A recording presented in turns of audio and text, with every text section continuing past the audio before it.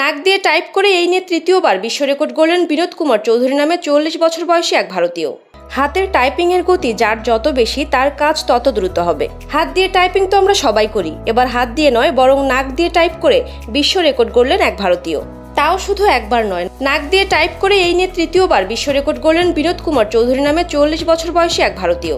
বিনোদ কুমার চৌধুরী মাত্র ২৬ সেকেন্ডে নাক দিয়ে বর্ণমালা টাইপ করে রেকর্ড করেছেন। নাম তুলে নিয়েছেন গিনেস বুক অব ওয়ার্ল্ড রেকর্ডসে। বিনোদ নাক দিয়ে কিবোর্ডে ইংরেজির ২৬টি বর্ণমালা টাইপ করতে সময় নিয়েছেন মাত্র ২৫.৬৬ সেকেন্ড। একই বিভাগে মোট ৩বার এই প্রতিযোগিতায় অংশ নিয়েছিলেন বিনোদ কুমার। প্রতিবার নিজের রেকর্ড নিজেই ভেঙেছেন তিনি।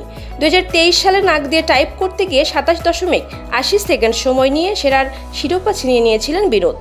ওই বছরে তিনি তৃতীয় প্রচেষ্টায় ২৬.৭৩ সেকেন্ড নেমে আসেন। এবার ২০২৪ সালে তিনি আগের সব রেকর্ড ভেঙে দিয়েছেন। এবার মাত্র ২৫.৬৬ সেকেন্ডে টাইপ করে নাম উঠিয়েছেন গিনেস ওয়ার্ল্ড রেকর্ডসে।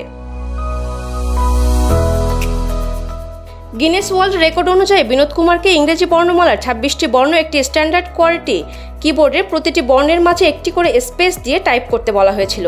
হাত পিছনে রেখে নাক দিয়ে সবচেয়ে কম সময়ে টাইপ করার রেকর্ড রয়েছে বিনোদ চৌধুরীর দখলে।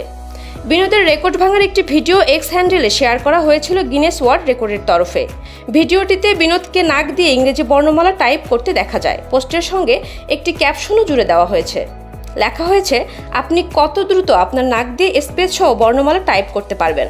এই বিষয়ে বিনোদ কুমার চৌধুরী জানান, তিনি ভারতের টাইপিং ম্যান হিসেবে পরিচিত। তার পেশা টাইপ করা, তাই রেকর্ড করার কথা ভেবেছিলেন যাতে তার আবেগ ও জীবিকা উভয় ধরে রাখতে পারেন।